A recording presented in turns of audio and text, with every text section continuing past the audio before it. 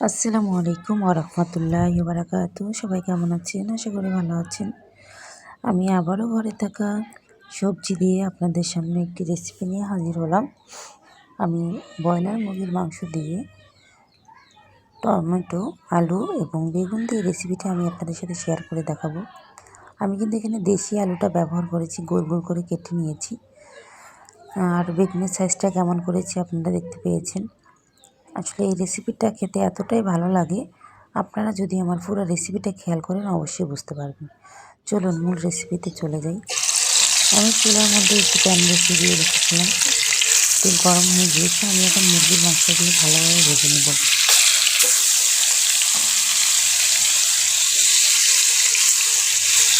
এক পিস করে মুরগির মাংসগুলো আমি দিয়ে দিচ্ছি, আর তেলের পরিমাণটা একটু বেশি দিয়ে দিয়েছি, কারণ আমার মুরগির মাংসগুলো একবারে পুরো ভাজা হয়ে না যায়, আর মাংস অতিরিক্ত ভাজলে খেতে ভালোও লাগবে না। আমি একটু সময় নিয়ে চুলার আঁচ মিডিয়ামে রেখে আমি একটু উল্টে পাল্টে মাংসগুলো ভেজে নেব।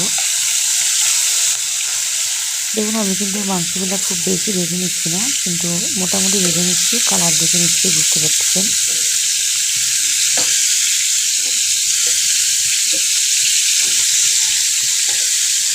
মুরগির মাংসগুলো আমার ভাজা হয়ে যাচ্ছে।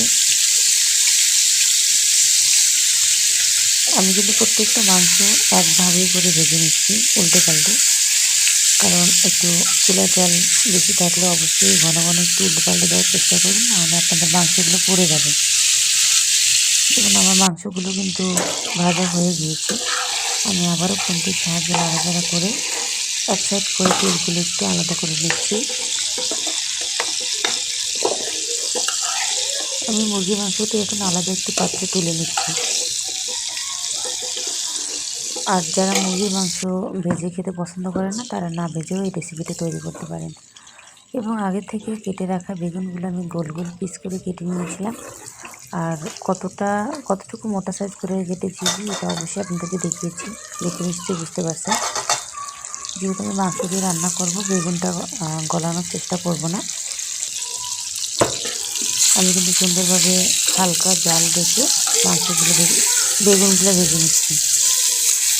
তো আপনারা এই রেসিপিটা পুরোটাই ফলো করবেন, কেটে কেটে করে দেখবেন না, তাহলে অবশ্যই বুঝতে পারবেন কত সুন্দর একটি রেসিপি। আসলে অনেকেই ভাবতে পারেন যে মুরগির মাংস দিয়ে বেগুন রেসিপিটা কেমন, কিন্তু যখন আপনারা নিজেরা ট্রাই করবেন তখন ইনশাল্লাহ বুঝতে পারবেন এর স্বাদ কতটা।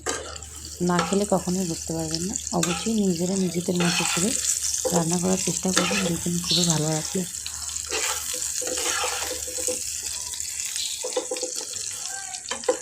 আমার কিন্তু বেগুনগুলো ভাজা হয়ে গিয়েছে। আমি একদম খুব ভেজে নিব না, বেগুনগুলো আমি এক পিস করে তুলে নিচ্ছি। যেমন আমরা বেগুন ভাজা খেতে পছন্দ করি, ওইভাবে কিন্তু বেগুনটা একদমই ভেজে নিব না, যেন আমাদের বেগুনটা রান্নার পরে ভেঙে না যায়, সেইভাবে ভেজে নেব।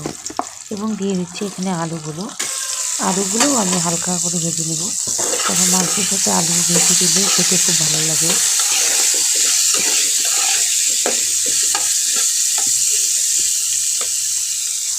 আলুগুলো আমি খুন্তির সাহায্যে লাড়াচাড়া করে ভেজে নিচ্ছি। এখন আমার আলুগুলো কিন্তু লাল হয়ে এসেছে। আসলে এইভাবে আলু ভেজে মাংস রান্না করলে যারা আমরা রান্না করি তারা আমরা নিশ্চয়ই জানি যে মুরগির মাংসের মধ্যে আলুটা ভেজে দিলে আলুটা খেতে খুব ভালো লাগে। আমি চুলায় আরেকটি প্যান বসিয়ে দিয়েছি এবং চুলার মধ্যে এই প্যানটা বসিয়ে দিয়েছি রান্না করার জন্য। মূলত আমার তেলটি গরম হয়ে গিয়েছে। এখন আমি তেলের মধ্যে দিয়ে দিচ্ছি 3 থেকে 4টা পেঁয়াজ কুচি আমি মিডিয়াম সাইজ করে কেটে নিয়েছিলাম কুচি কুচি করে। কলা খাও আর পেঁয়াজগুলো আমি ভেজে নিচ্ছি। যেহেতু আমি এখানে মুরগির মাংস, বেগুন, আলু আমি 3টা ভেজে নিয়েছি। আর এখানে যখন আমি এই রান্নাটা করবো এমনিতেই আমার তেলটা অনেকটা ছেড়ে দেবে, এই জন্য আমি এখানে অনেক পরিমাণে তেল ব্যবহার করিনি। আমার কিন্তু পেঁয়াজগুলো ঠিক মতো এখনো ভাজা হয়নি, হালকা ভাজা হয়েছে। এখানে আমি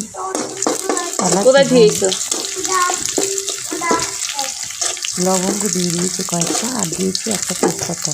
মাঝখান থেকে কেটে দুই টুকরা করে দিয়ে দিয়েছি। আমি এগুলো আবার তেলের সাথে খুব ভালোভাবে ভেজে দেব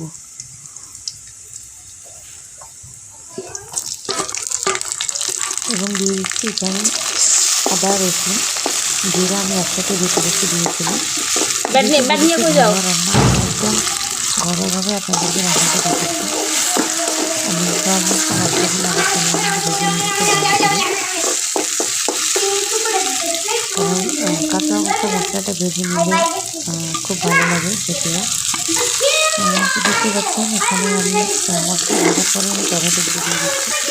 টমেটোগুলো আমি মশলার সাথে একটু হালকা করে ভেজে নিচ্ছি।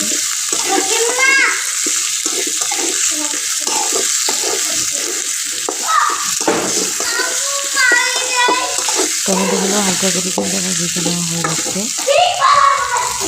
তারপর আমি এখানে অ্যাড করে দিব কিছু পরিমাণে পানি। পানিটা এখানেই দেবো যখন আমি হলুদ মরিচ ব্যবহার করব চুলার জালে যেন আমার মশলাগুলো পুড়ে না যায়। দিয়ে দিচ্ছি আমি স্বাদ মতো লবণ। আমার তরকারিতে যতটুকু পরিমাণ লবণ লাগবে এখানে আমি ছোট্ট একটি চামচ দিয়ে 2 চামচ পরিমাণ লবণ নিয়েছি এবং 1 চা চামচ হলুদ নিয়েছি এবং ঝালটা যে যার পরিমাণ মতন আপনারা খেয়ে নেবেন। তো আমি এখানে 1.5 চামচ শুকনো মরিচের গুঁড়া ব্যবহার করছি। আপনারা চাইলে এখানে কালার হওয়ার জন্য কাশ্মীরি লঙ্কার গুঁড়োটাও ব্যবহার করতে পারেন, কোনো প্রবলেম নেই। কিন্তু আমি এগুলো কিছুই করবো না। আমি আমার ঘরে থাকা উপকরণে সাধারণ আমি রান্নাটি করে নেব, কারণ সাধারণ রান্না খাবার খাওয়ার তৃপ্তিটাই অন্যরকম। তো আমি সাধারণ খাবার খেতে পছন্দ করি এবং রান্না খুব পছন্দ করি। দেখুন আমার মশলাগুলো কষানো হয়ে গিয়েছে এবং মশলা থেকে তেল ছেড়ে দিয়েছি। টমেটোগুলোও কিন্তু আস্তে আস্তে গলে যাচ্ছে।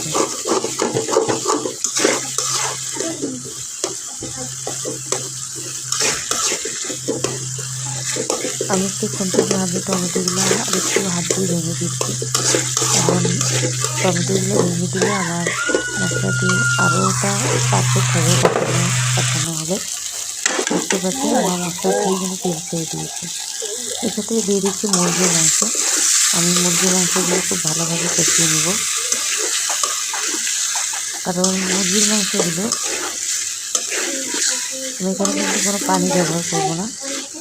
খুব সুন্দরভাবে চুলার জলটা মিডিয়াম রেখে ঢাকা দিয়ে আমি কষিয়ে নেব। এখানে সিদ্ধ হওয়ার জন্য একবারেই পানি ব্যবহার করবো, কারণ এখানে আমি ভেজে নিয়েছি। মাংস ভেজে নেওয়ার পরে অনেক পানি দিয়ে আপনি সিদ্ধ করে নেন, তারপরে কষান। আপনার মাংসের যে টেস্টটা সেই টেস্টটা কিন্তু বেরিয়ে যাবে, আর খেতে যতটা ভালো লাগবে না তো অবশ্যই আমার রেসিপিটা কিন্তু ফলো করবেন, কোথাও স্কিপ করবেন না। আশা করি খুব সুন্দরভাবে একটি রান্নার টিপস পেয়ে যাবেন ইনশাআল্লাহ। এবং পরবর্তী ভিডিওগুলো অবশ্যই আমার চ্যানেলে ফলো রাখবেন, তাহলে এরকম নিত্য নতুন ভিডিও পেতে পাওয়ার সঙ্গে সঙ্গে আপনারা এরকম সুন্দর সুন্দর ভিডিও দেখতে পাবেন।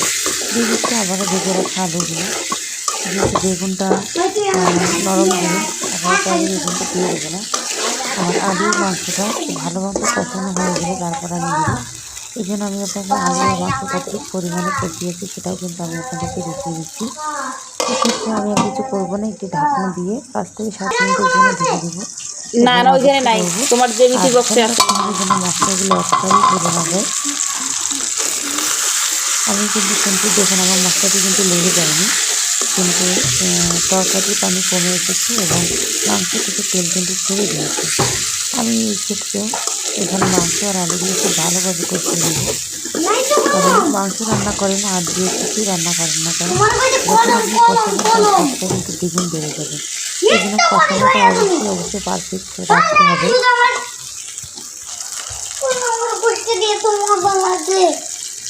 মজার জিনিস খাইতে গেলে কামাই করা লাগবে। এখানে আমি দিয়ে দিচ্ছি পরিমাণ মতো পানি ঝোলের জন্য। তোমার আব্বু 700 টাকা দিয়ে গেছে এই যে মুরগি আর এই সবজি আনছি 500 টাকা করবো না, যেহেতু আমি মাংসের এই এক সপ্তাহ কোনো বাজার করবো না। এখন যদি আমি রান্না কষানোর পর যতটুকু পরিমাণ পানি লাগবে সেই পানিটুকু আমি দিয়ে দেবো। এবং আপনারা নিশ্চয়ই দেখতে পাচ্ছেন আমি কতটুকু পরিমাণে পানি ব্যবহার করেছি। তারপরে দিয়ে রাখবো ভেজে রাখা বেগুনগুলো। দেখতেই কতটা চমৎকার দেখাচ্ছে বেগুনগুলো। আসলে আমার কাছে খুব ভালো লাগে বেগুন ভাজা। তার উপর হচ্ছে আমি মুরগির মাংস দিয়ে যে রেসিপি রান্না করতেছি, আমি নিজেও কখনো খাইনি, যেদিন থেকে খেয়েছি আমার মুখে মনে হয় এখনও লেগে আছে। এতটা টেস্ট আপনারা যদি না খান কেউ অবশ্যই বুঝতে পারবেন না। আর আমার পুরো ভিডিওটা দেখার চেষ্টা করুন, কোথাও কিন্তু স্কিপ করবেন না। আসলে ক্যামেরা কেমন দেখাচ্ছে তা জানি না, আমার এখানে ক্যামেরাটা একদম ভালো লাগছিল না, কিন্তু বাস্তবে আমার তরকারি কালারটা এবং এতটা পারফেক্ট হয়েছে, খেতেও অনেক দারুণ হয়েছে। তো এইভাবে যদি আপনারা নতুন নতুন রেসিপি রান্না করেন, পরিবারের মানুষ অনেক খুশি হবে, খাবার খেয়ে তৃপ্তি পাবে এবং আপনার উপর অনেক খুশি হবে ইনশাআল্লাহ। যারা যারা শ্বশুর বাড়িতে আমরা আছি তারা অবশ্যই আমরা বুঝতে পারবো ময়মুরব্বিদের সামনে এরকম ধরনের একটি সুন্দর রসালো রেসিপি যদি সামনে দেওয়া যায় তারা কতটা খুশি হয়। আসলে আপনারা নিশ্চয়ই আবার দেখুন যে বেগুন দিয়ে মুরগির মাংস কীভাবে খায়, অবশ্যই একবার হলে ট্রাই করবেন। আর যদি আমার ভিডিওটি ভালো লাগে অবশ্যই আমার চ্যানেলটি সাবস্ক্রাইব করে পাশে থাকবেন এবং নোটিফিকেশনটা অল করে রাখবেন প্লিজ। এরকম নিত্য নতুন ভিডিও পেতে অবশ্যই আমার চ্যানেলটি সাবস্ক্রাইব করে পাশে থাকবেন। আর অবশ্যই কিন্তু কমেন্ট করতে ভুলবেন না, অবশ্যই কমেন্ট করবেন, লাইক করবেন এবং সাবস্ক্রাইব করে পাশে থাকবেন। দেখুন আমার রান্নাটা কিন্তু ফুল কমপ্লিট। আমার আমি চুলা জালটা অফ করে দেবো। অফ করার পর হালকা ঠান্ডা হলে আমি আপনাকে রেসিপিটা পরিবেশন করে দেখাচ্ছি, তাহলেই আপনারা বুঝতে পারবেন যে আমি আসলে কী রান্না করলাম। দেখেন আমি কিন্তু এখানে কোনো পরিমাণে ঝোল রাখিনি, তরকারি দেখে নিশ্চয়ই বুঝতে পারতেছেন আমার ঝোলটা কতটা লোভনীয় এবং ঘন হয়েছে। আর এইভাবেই যদি আপনারা রেসিপিটি রান্না করতে পারেন তো ইনশাআল্লাহ পরিবারের সবাই আপনাদের প্রশংসা করে নেবে। তো সবাই ভালো থাকবেন, সুস্থ থাকবেন, আমার চ্যানেলের ভিডিওগুলো একটু দেখবেন। আর আমার এত কষ্ট করে রান্নার ভিডিও বানাই, অবশ্যই দেখে কমেন্ট করে লাইক করে এবং সাবস্ক্রাইব করে উৎসাহিত করবেন। সবাই ভালো থাকবেন, সুস্থ থাকবেন। আল্লাহ হাফিজ। আসসালামু আলাইকুম ওয়া রাহমাতুল্লাহি ওয়া বারাকাতুহু।